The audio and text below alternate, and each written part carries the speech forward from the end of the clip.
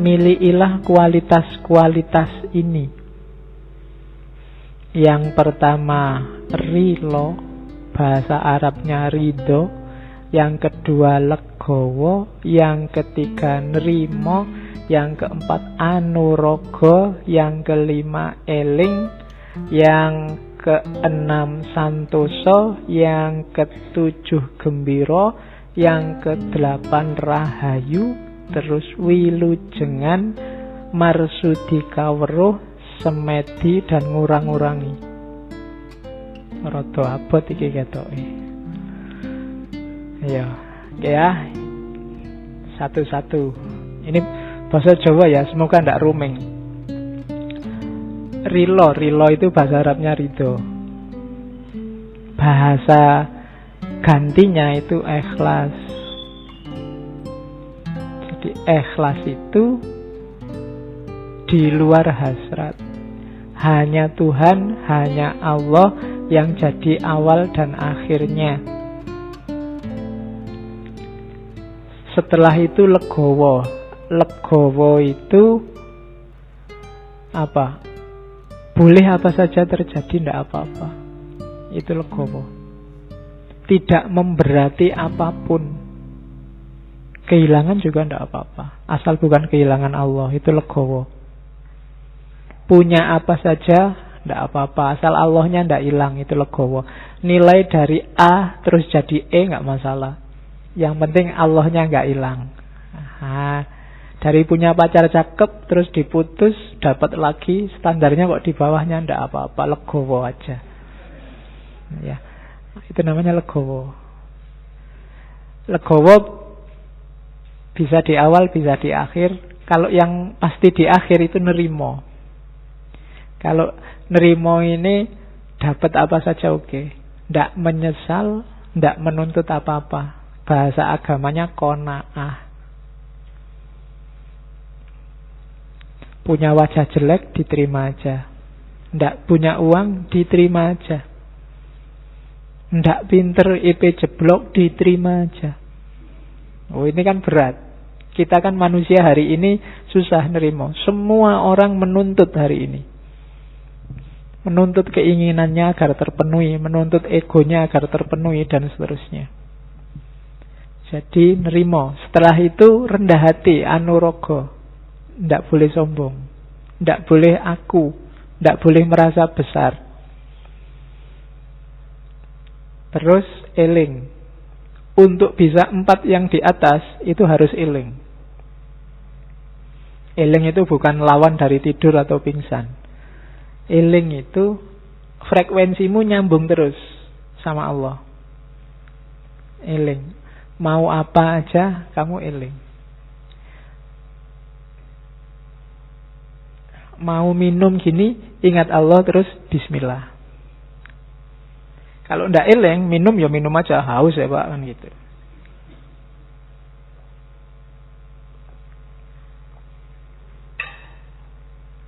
Terus santoso. Ini bukan nama orang ya. Bukan nama PO BIS juga. Santoso itu di Indonesia kan jadi sentosa. Makna pasnya itu selalu berada di jalan yang benar. Biar santoso, maka setiap kali baca Fatihah kamu berdoa ihdinas sirotol mustaqim. Jadi sebenarnya jalan yang benar itu kita semua sudah tahu. Tinggal mau konsisten apa enggak. Biar hidupmu santosa, konsistenlah dengan jalan yang benar. Terus gembira. Untuk menuju ilmu sejati nggak boleh stres, nggak boleh depresi. Orang stres dan depresi itu orang yang tidak rilo, tidak legowo, tidak nerimo. Tapi kalau kamu rilo, legowo, nerimo, kamu mesti ceria terus. Nggak ada sumpeknya. Kamu galau, sumpek, itu kan keinginanmu nggak terpenuhi, cita-citamu gagal, masa lalumu jelek. Kan itu. Itu berarti kamu ndak rilo, ndak legowo, ndak nerimo. biar rilo, legowo, nerimo, ya gembira. Orang yang sudah mempunyai 3 karakter itu pasti gembira, ceria. Dari wajahnya kelihatan. Jadi orang dekat juga enak, ndak mencurang, ndak sumpek, suntuk, diajak ngobrol nggak enak. Dari mana mas? Dari belakang. Mau kemana? Mau ke depan. Susah. Dari mana Thomas kok jalan kaki aja? Emangnya harus ngerangkak? Susah diajak ngomong. Jawabnya ndak enak terus. Ndak ceria. Hidup jadi beban. Ndak akan ketemu ilmu sejati. Orang kayak gini mesti mengeluh terus.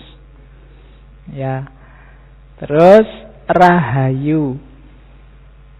Rahayu itu biasanya kita pakai ini ya, hayu, rahayu itu. Hatinya selalu ingin melakukan yang baik. Makanya Islam kenal assalamualaikum, agama yang lain ada yang pakai istilah rahayu. Itu berarti mengharapkan orang lain dalam kondisi baik, selamat selalu. Selanjutnya wilujengan. Jangan salah, untuk cari ilmu sejati juga kamu harus wilujeng, harus sehat.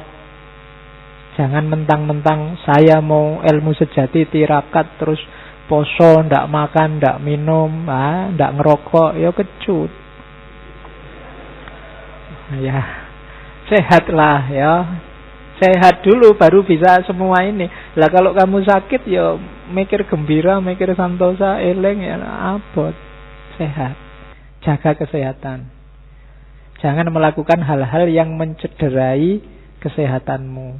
Itu menunjukkan kamu tidak amanah. Karena badanmu, fisikmu itu titipannya Allah, bukan milikmu yang bisa kamu pakai sesuka hatimu. Itu amanat dari Allah, dijaga. Kalau memang tidak ada yang penting ya tidak usah melekan. Kalau memang nggak pepet karena nggak ada uang ya makanlah 3 kali sehari. Kalau tidak ada uang ya utanglah. Ya, kalau sudah terlalu banyak utang ya ganti warung. Yang belum ada utangnya. Ayo. Lo kan gampang, tinggal pindah angkringan di sebelah kan sudah utang yang baru. Tidak apa-apa.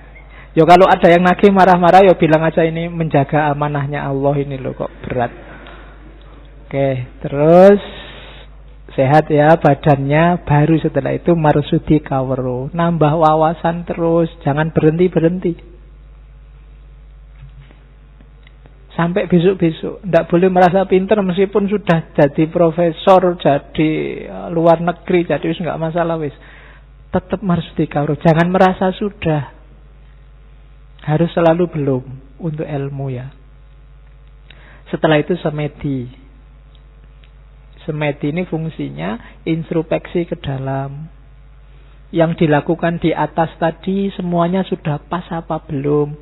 Kalau bahasa agamanya tafakkur muhasabah. Harus ada fase ininya. Dan yang terakhir ngurang-ngurangi. Ndak boros, ndak kakean turu, ndak kakean makan, ndak dikurangi dikit-dikit. Jangan berlebihan lawannya, mengurangi kan ngeluih-ngeluih, ndak boleh. Kalau urusan dunia, urusan apapun yang tidak esensial, kurangilah.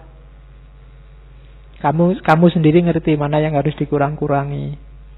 Berapa jam harus begini, berapa jam harus begitu, dan seterusnya. Minggu lalu saya bilang misalnya HP, smartphone-mu itu harusnya berapa jam sehari kamu pakai. Karena kalau penelitian terbaru minggu lalu saya bilang kan orang Indonesia itu rata-rata 9 jam. Dilihat mungkin penelitiannya lewat provider itu. Jadi hitunganku 9 jam itu sudah luar biasa. Wong tidur manusia dewasa aja 7 jam. Itu 9 jam. Jadi yo kurangilah dikit-dikit. Yo 9 jam kurang 5 menit lah sebentar. Yo kan pelan-pelan terus 9 jam kurang 10 menit, 9 jam dikurangi. Kalau selama ini bangun tidur yang dicari dulu HP, terus ada WA apa. Yo sekali-sekali enggak usah nyari HP dulu lah. Begitu mau nyari HP, andaan nanti aja tak buka jam-jam 8. Kalau memang sangat penting kan masuk di WA, mestinya kan telepon kan gitu pikiranmu, biar nggak was-was. Jangan-jangan ada yang komentari aku nih, jangan-jangan ada yang ya ngomong aku nih, kan selalu kalian gitu tuh. Begitu kamu posting itu biasanya wis kamu jangan-jangan ada yang komentari nih, ada yang jempol nggak, ada yang kan gitu terus. Jadi kamu terpaku di situ terus. Oke, dikurang-kurangi ya dikit-dikit. Demi yang lebih penting, ilmu sejati. Terus, nah nanti di Dewa Ruci ada 4 jenis nafsu. Kalau ini nggak saya jelaskan detail, kemarin di Ghazali, di beberapa sufi sudah dibahas. Jadi ada nafsu lawamah, nafsu sufiyah, nafsu amarah, nafsu mutmainnah. Ini juga yang diajarkan oleh Dewa Ruci. Jadi setelah masuk ke telinganya Dewa Ruci, kalau di Suluk Linglung setelah bergabung sama Nabi Khidir, di dalam situ melihat banyak cahaya. Ada 4 cahaya yang dilihat. Ada cahaya warnanya hitam, ada cahaya warnanya kuning, ada cahaya warnanya merah, dan cahaya warnanya putih. 3 cahaya adalah penghalang, dan yang putih inilah yang tujuan. Cahaya hitam itu simbol pikiran yang gelap, batin yang gelap. Ya kalau di Dewa Ruci 4-4-nya ini saudaranya sendiri Bima. Bima ini kan putranya Betara Bayu. Dia punya 4 saudara tunggal Bayu namanya. Sama-sama putranya Betara Bayu. Yang pertama Begawan Mainoko, yang kedua gajah. Jenisnya gajah, namanya Gajah Situbondo. Kemudian yang ketiga ada raksasa, namanya raksasa Joyorekso. Dan yang terakhir kera, namanya Resi Hanoman. Ini 4-4-nya satu saudara, 5 sama Bima Werkudara, saudara satu Bayu, sama-sama titisan keturunannya Betara Bayu kalau dalam wayang. Nah, dipakai oleh Sunan Kalijaga jadi simbol-simbol nafsu. Yang Begawan Mainoko itu warnanya hitam, simbol dari batin dan pikiran yang gelap. Jadi jangan salah, orang itu memang yang menuntun hidupnya pikiran dan hatinya. Hati yang jernih, pikiran yang jernih. Kalau batin dan pikirannya gelap, ya dia akan tertuntun dalam kegelapan. Oke, itu nafsunya namanya nafsu lawamah. Pikirannya jelek-jelek, batinnya mengarah yang jelek-jelek. Orang yang di level ini nggak bisa mbok tanya ke hatimu, nggak bisa. Hatinya sudah gelap. Jadi ada orang yang tidak bisa kamu nasihati, tanyakan sendiri hatimu. Hati nuranimu bilangnya apa? Kalau orangnya hatinya gelap, dia tanya beneran, keluarnya juga gelap. Itu yang sering orang tertutup oleh pikiran dan batinnya yang gelap. Hati-hati, jadi tidak semua orang saya ikut kata hati saya. Nanti dulu, hatimu dalam kondisi apa dulu? Kalau hatimu gelap, dikuasai oleh nafsu, ya ikut kata hatimu mengarah ke sana. Kecuali hatimu memang pas jernih, pikiranmu pas jernih. Loh ini ikut pikiran saya loh Pak, masuk akal loh Pak. Ya masuk akal, cuma akalmu jernih apa enggak? Ya, kalau akalmu jernih ya, tapi kalau akalmu penuh nafsu, penuh hasrat, wong yang jelek bisa kamu rasionalkan jadi baik. Wong pacaran aja kamu anggap ta'aruf. Iya kan?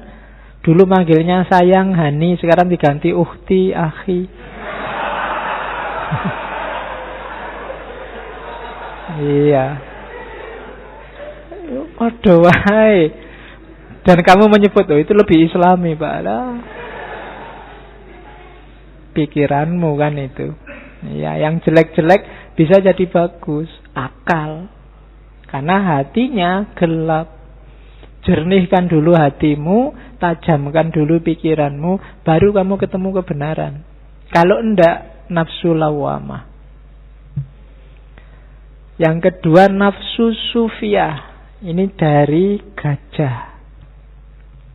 Jadi warnanya kuning. Ini biasanya hubungannya sama kecenderungan orang untuk males, lemah, lupa. Kamu menyebutnya manusiawi, tapi itu penyakit. Manusiawi toh Pak, sekali-sekali lemes, sekali-sekali males. Iya, itu nafsu juga jenisnya. Seharian main game, HP lagi. Terus kamu kalau diingatkan, oh, kita kan berhak istirahat, berhak dapat rekreasi, berhak. Itu nafsu sufiyah namanya. Kamu punya justifikasi untuk malesmu. Tiap hari di kamar nggak keluar-keluar. Kalau diingetin bawa keluar-keluaran, ndak, di luar banyak dosa. Iya. Yo padune kowe males. Kuliah ndak masuk, ke masjid ndak mau. Diajak temennya kemana-mana ndak. Alasannya takut terkontaminasi.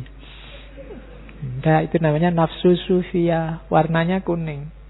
Bikin orang males, lemah, lupa. Oke, diajak apa-apa capek. Nah, itu nafsu sufiyah. Yang ketiga nafsu amarah. Lambangnya warnanya merah. Kalau kalian lagi agresif, pingin nabrak sesuatu, pingin ngerusak sesuatu, hatimu panas, itu nafsu amarah. Matanya merah, mukanya biasanya juga merah, darahnya naik ke atas semua. Nah, itu alamat. Makanya Nabi ngasih petunjuk, kalau kamu sedang itu, kalau pas berdiri duduklah, kalau pas duduk berbaringlah, kalau pas berbaring ya gulung-gulunglah. Wudulah maksudnya. Iya, ambil wudu, sholat.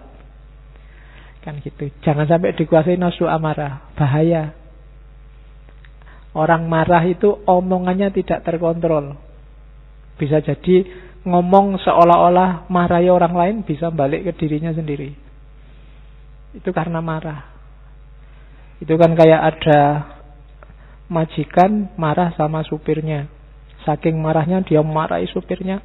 Terus dia bilang, pantatmu kayak wajahku. Ya. Dipikir-pikir, oh kebalik. Iya, dia balik lagi. Keliru tadi, bukan pantatmu kayak wajahku, tapi wajahku kayak pantatmu. Padha wae. Ya. Ya. Itu karena sedang marah, pikirannya ndak tertata. Jadi hati-hati nafsu amarah ya, melakukan sesuatu.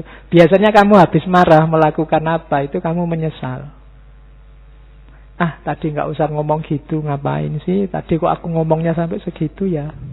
Jangan-jangan temanku sakit hatinya sekarang. Itu karena tadi kamu dikuasai nafsu amarah. Oke, kalau kamu merasa, wah ini marah ini, mundur dulu sebentar. Jadi dipikir dulu. Kalau mau marah, marahnya diatur. Biasanya nggak jadi marah. Ngomongnya ditata dulu. Marahku ini ngomongnya harus gini. Biasanya nggak jadi marah. Pokoknya jangan melakukan sesuatu kalau sedang marah. Bisa bahaya. Marah boleh, manusiawi. Tapi jangan ditaklukkan oleh marah. Oke, nafsu amarah. Dan yang keempat, inilah nafsu mutmainnah. Pikiran jernih, batin jernih, aktif, tidak malas, tidak ngelukru, dan tidak dikuasai amarah. Kita sedang ada di ranah mutmainnah, warnanya putih, simbolnya Hanoman, kera berbulu putih. Itu 4 jenis nafsu yang dinasehatkan oleh Dewa Ruci pada Werkudara. Nah, jalannya namanya topo. Topo itu sebenarnya dari tradisi Hindu, Buddha ada istilah semeti, topo juga. Topo itu dari tapa, dari tap atau tapas. Kalau bahasa Urdu, bahasa India artinya energi.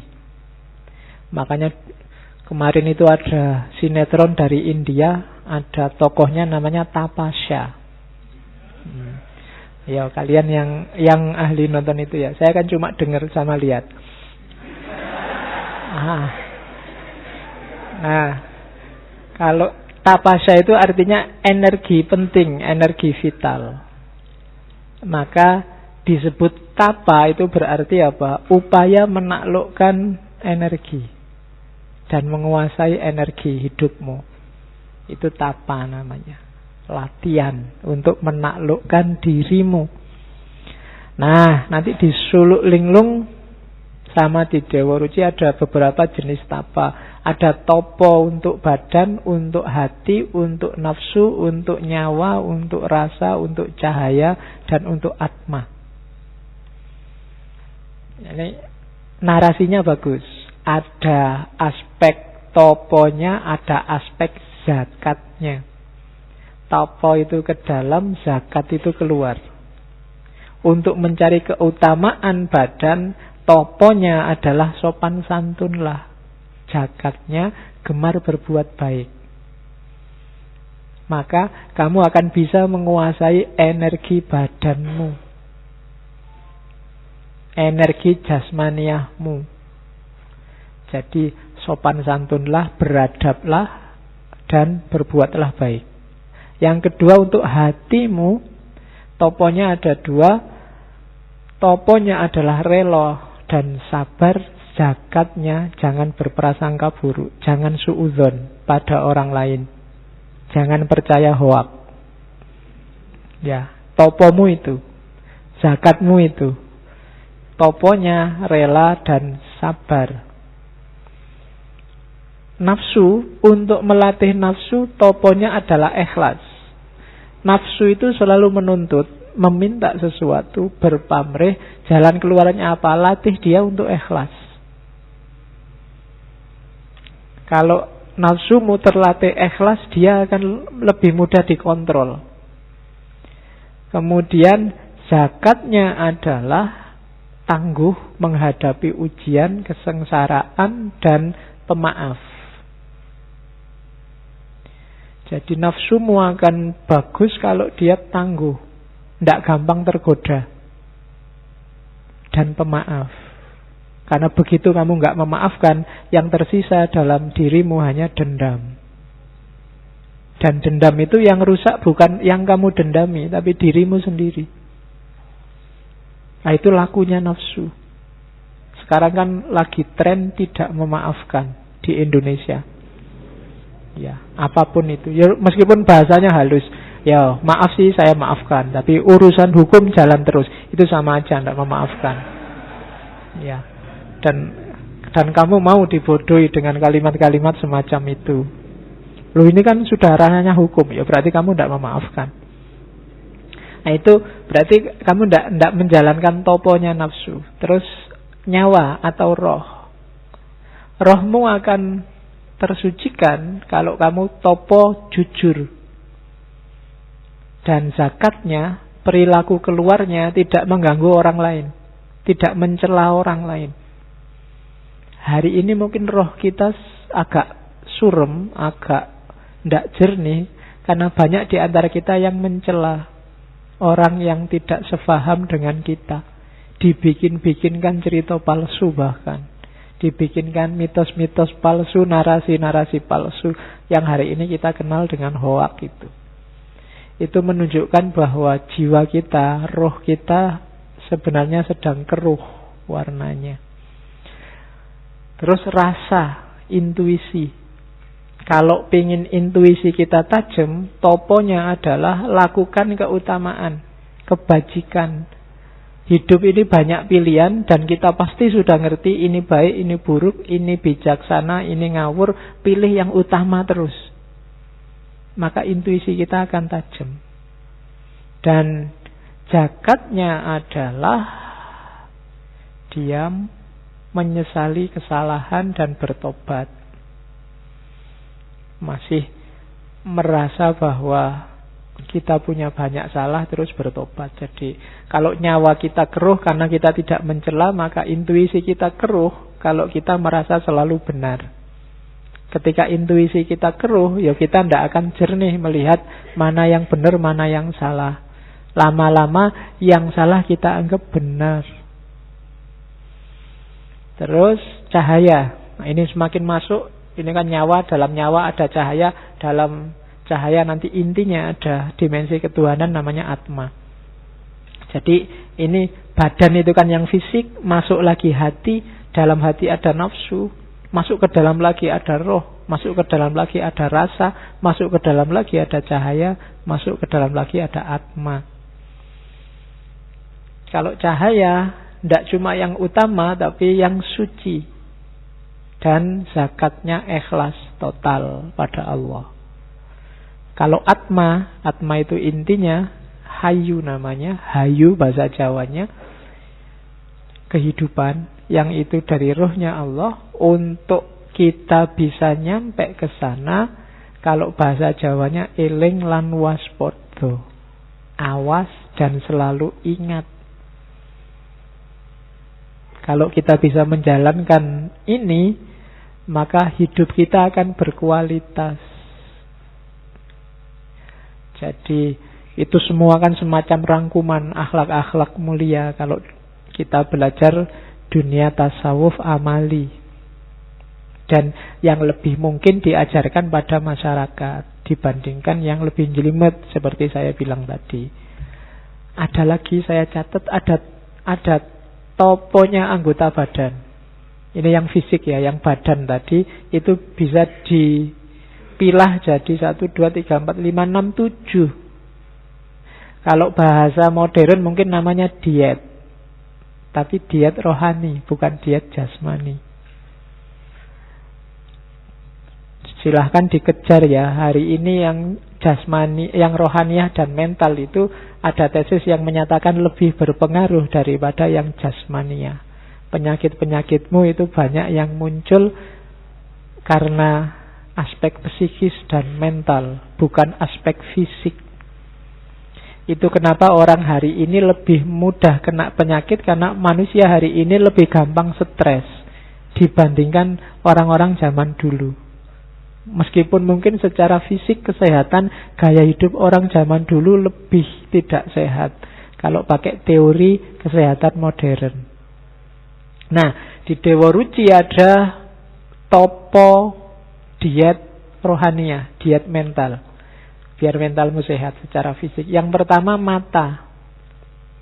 Matamu itu, enggak enak ya ngomong matamu. Yalah, enggak apa-apa. Mata Anda akan sehat secara rohani. Rumusnya mengurangi tidur, ini berat. Dan zakatnya tidak menginginkan kepunyaan orang lain. Tidak tamak. Mata kita akan sehat. Ngelirik miliknya orang lain. Rasanya kok orang lain selalu lebih hebat dari kita. Kok pacarnya orang lain lebih cakep ya. Istrinya orang lain lebih cakep ya. Itu ingin. Jadi sebenarnya ini fitrahnya manusia, diramal Al-Quran, diramal Nabi, bahwa manusia itu kalau dikasih 1 gunung emas, dia akan pingin 2 gunung emas. Sudah punya 1 istri cantik, masih mimpi punya 2 istri cantik, punya 2 pingin 3. Kalau nggak dibatasi bisa sebanyak-banyaknya. Ya, topolah. Jadi jangan menginginkan miliknya orang lain. Terus telinga. Kalau telinga, toponya adalah mencegah hawa nafsu. Dan yang kedua, jangan mendengarkan kata-kata yang buruk. Jangan salah, telinga ini pintu yang susah sekali dicegah masuknya sesuatu. Hindarilah yang ada kemungkinan sesuatu yang jelek masuk. Sesuatu yang jelek itu bisa caci maki, omongan jelek. Teori-teori yang menyesatkan, konsep-konsep yang bikin kita terlena, macam-macam. Hindari itu. Karena kalau itu masuk lewat telingamu, dia segera masuk ke kepalamu, ke otak. Kalau kamu nggak mau nerima, dia akan tersimpan di bawah sadarmu. Kadang-kadang nyetir kamu, tapi kamu nggak terasa. Jadi mata sama telinga penting untuk menjernihkan hati dan pikiranmu. Maka puasalah mendengarkan yang tidak penting. Dan mata juga puasalah melihat yang tidak penting. Yang itu simbolnya miliknya orang lain. Jadi itu. Terus hidung. Kalau hidung mengurangi minum. Terus tidak suka mencela keburukan orang lain. Jadi jangan suka mencela orang lain. Dan saya tidak tahu ya, Indonesia hari ini lagi-lagi ya peradabannya sedang surut. Mungkin kita agak banyak melupakan pesannya nenek moyang kita. Jangan salah, Sunan Kalijaga mendakwahkan semua ini karena mungkin beliau ngerti benar karakter kita. Ini orang Jawa, orang Indonesia, orang Nusantara itu karakternya begini, maka obatnya ini. Jangan cari obat di mana-mana. Mereka yang sangat dekat sama Allah sudah ngasih kita obat. Yang selama ini sering kita cuekin. Itu hidung. Terus lisan. Lisan mengurangi makan, kemudian menghindari kata-kata yang buruk. Mulutmu harimaumu, hati-hati. Sekarang mungkin kata-kata itu tidak cuma keluar dari mulut, bisa keluar dari jempol. Kalau kamu sedang WA-an, jadi itu ya termasuk kata-kata. Ya. Jadi kalau jangan suka mencela, oh enggak, mulut saya itu terjaga Pak, cuma tanganmu tiap hari maki-maki orang. Jadi sekarang tidak usah nunggu hari kiamat, mulut dan tangan bicara itu. Ternyata sekarang tangan juga sudah bicara sendiri. Oke, terus aurat. Ya, ini ngerti ya aurat, bukan bakso aurat. Ya, kalau bakso aurat kan itu. Auratmu itu toponya adalah menahan syahwat, zakatnya menghindari zina.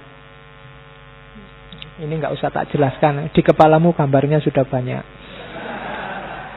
Terus referensimu kan banyak. Ya, terus tangan itu toponya adalah tidak mencuri, tidak mengambil yang bukan haknya. Dan yang ketiga, zakatnya tidak suka menyakiti orang lain lewat perbuatan kita. Kaki, ya, tugasnya apa? Menghindari berbuat jahat. Hindarilah. Dan zakatnya apa? Introspeksi. Jangan-jangan yang dilakukan selama ini keliru. Lakukan topo ini, lakukan diet ini, maka kita akan sehat. Mata, telinga, hidung, lisan, aurat, tangan, dan kaki. Hidupmu akan tentram. Pakai rumus ini. Ini yang pesan bukan saya, tapi Sunan Kalijaga lewat suluk Dewa Ruci dan suluk linglungnya. Ini yang paling terkenal dari Sunan Kalijaga, namanya Kidung Rumeksa ing Wengi. Kalau zaman dulu orang Jawa disuruh dibaca kalau malam. Bahasa fenomenologi agama ini sejenis mantra. Bahasa kita namanya doa. Doa tolak balak versi Jawa. Kenapa sih kok Sunan Kalijaga tidak ngasih doa-doa yang bahasa Arab? Lagi-lagi hubungannya sama audiens. Audiennya orang Jawa. Daripada diajari bahasa Arab, mungkin bisa menirukan, tapi tidak ngerti maksudnya. Sementara doa itu kan meminta sesuatu. Minta sesuatu, ya harusnya kita paham yang diminta apa. Kan sering kita itu apal doa tapi tidak ngerti artinya. Wong doa itu minta, kita tidak jelas minta apa. Kadang-kadang doa kita apalan, sambil berdoa, sambil tangannya wil-wil, sambil apa, sambil tidak jelas. Loh itu Allah yang dimintai lah, ya bingung, kamu itu minta apa? Maka Sunan Kalijaga ngasih versi Jawanya, namanya Kidung Rumeksa ing Wengi. Agak panjang, cuma saya potong bagian awal sama bagian akhir. Silahkan dipelajari sendiri. Cuma yang tak kasih tanda-tanda kuning itu bagian-bagian akhir. Menurut saya unik. Nama-nama nabi dan sahabat yang disebut oleh Sunan Kalijaga dengan kualifikasinya masing-masing. Ini silahkan nanti, menurut saya kidung ini bisa kamu bikin tesis atau bahkan disertasi. Coba perhatikan itu ya, kita lihat sebentar. Otakku adalah sis. nabisis. Bayangkan hubungannya apa nabisis sama otak. Nabisis ini dikenal sebagai mbahnya tradisi yang oleh Syed Hussein Nasr disebut Saintia Sakra, manusia ilmu sakral. Sis dikenal sebagai manusia bijaksana yang pertama. Nabi Sis ini anaknya Nabi Adam yang keenam. Nabi Sis ini lahir sendirian. Nabi Adam itu anak pertama, kedua, ketiga, keempat, kelima itu kembar. Nabi Sis tok yang sendirian. Setelah itu yang ketujuh dan seterusnya kembar lagi. Itu Nabi Sis. Nanti di dalam khazanah Jawa, Nabi Sis ini diceritakan beliaulah yang melahirkan orang-orang utama yang oleh tradisi kuno dikenal karena pinter, bapaknya pinter, anak-anaknya juga pinter, dikenal sebagai dewa-dewa. Itu Nabi Sis. Terus pangucapku ya Musa. Kalau ini masuk akal. Musa kan dikenal sebagai kalimullah, teman ngobrolnya Allah. Maka kata-kataku ini kayak Musa. Nafasku Nabi Isa. Ini masuk akal juga kan. Nabi Isa itu ruhullah. Tidak, Maryam melahirkan Isa tidak pakai suami, jadi langsung ruh Allah ditiupkan. Maka Nabi Isa dikenal sebagai ruhullah. Nabi Yakub pamiarsaning wang. Nabi Yakub pendengar, Nabi Daud jadi suara. Kalau Nabi Daud jelas dikenal suaranya indah. Kalau Nabi Yakub itu orang yang pada akhirnya nanti diceritakan buta tapi waskito. Meskipun diceritain oleh anak-anaknya bahwa Nabi Yusuf begini begitu dimakan oleh serigala macam-macam, tapi beliau waskito. Andalannya pendengarannya karena selalu nyambung dengan Allah, selalu mendengarkan, kalau bahasa Jawanya sasmito gaib. Nabi Ibrahim nyawaku. Ini hubungannya sama Nabi Ibrahim itu nyawanya kayak rangkap, sudah dibakar seperti itu tapi masih bisa hidup lagi. Punya vitalitas hidup yang luar biasa, semangatnya mencari kebenaran luar biasa. Maka Nabi Ibrahim nyawaku. Nabi Sulaiman, bukan, tulisannya memang Sulaiman ya. Ya. Jadi Sulaiman disebutnya Sulaiman. Itu yang bikin Ustadz Fahmi Basa yang dari Jakarta itu menganggap bahwa Sulaiman ini dari asal kata Sulaiman, dan Candi Boko itu istana Ratu Balkis yang singgasananya satu diambil oleh pengawalnya Nabi Musa, dan singgasana itu jatuh sekarang jadi Borobudur. Nabi Musa dikenal sakti, ngomong sama binatang, bisa menaklukkan angin dan macam-macam. Maka Nabi Sulaiman kesekten mami. Nabi Yusuf yang paling cakep. Nabi Yusuf rupeng wang, rupaku Nabi Yusuf. Bacalah mantra ini, siapa tahu kamu jadi ganteng. Ya. Loh kan ada khasiatnya sendiri-sendiri itu, setiap kalimat itu. Mantra itu kan semacam punya daya sugestif yang bisa mempengaruhi hidup kita. Makanya orang dulu sangat takut dengan ngomong jelek, karena ngomong jelek yang mempengaruhi hidupmu jadi jelek. Idris ing rambutku. Nabi Idris ada di rambut. Rambut itu fungsinya apa? Untuk melindungi kepala, melindungi otak. Juga bikin kamu ganteng. Dan Idris memainkan fungsi itu, karena Idris dikenal sebagai teknisi, ilmuwan pertama. Ilmu yang melindungi hidup kita. Itu Idris. Ali, Abu Bakar, Umar, Utsman. Ali kulitnya, Abu Bakar darahnya, Umar dagingnya, Utsman tulangnya. Teladanilah dari 4 khalifah ini dengan karakternya masing-masing dalam hidupmu. Seraplah etos religius keberagamaan mereka. Ali di kulit, Abu Bakar di darah, Umar di daging, dan Utsman di tulang. Sumsumnya Fatimah, Siti Aminah, Bayuning Angga. Ini semacam ngomong jasmaniah sama rohaniah. Sumsum itu kan semacam pendukung hidup dayanya. Itu mirip kayak Fatimah. Dan jasmaniah, Ibunda Aminah itu jasmaniyahnya lah yang mendukung rohani. Beliaulah yang jadi pelantaran lahirnya Nabi Muhammad. Maka Ayub jadi ususnya. Nabi Ayub itu ususnya dawa kalau bahasa Jawanya. Tangguh sekali. Dapat cobaan seberat itu masih bisa ngatasi. Maka Ayub ing ususku. Nabi Nuh ing jantungku. Nabi yang 900 tahun lebih dakwah dan tidak putus asa. Sampai dikenain bencana banjir luar biasa. Punya daya hidup yang luar biasa. Maka Nabi Nuh ada di jantungku. Nabi Yunus adalah ototku. Nabi Yunus punya kekuatan yang dahsyat untuk bertahan di dalam perutnya ikan. Itu maka Nabi Yunus dianggap manifestasi kekuatan jasmaniah ototnya. Terus mataku Muhammad Nabi yang ngerti mana benar mana salah. Itu pedoman kita hanya Nabi Muhammad. Pamuluku Rasul. Ini agak dibedakan ya, Muhammad sama Rasul. Muhammad sebagai manusia dan Muhammad sebagai Rasul.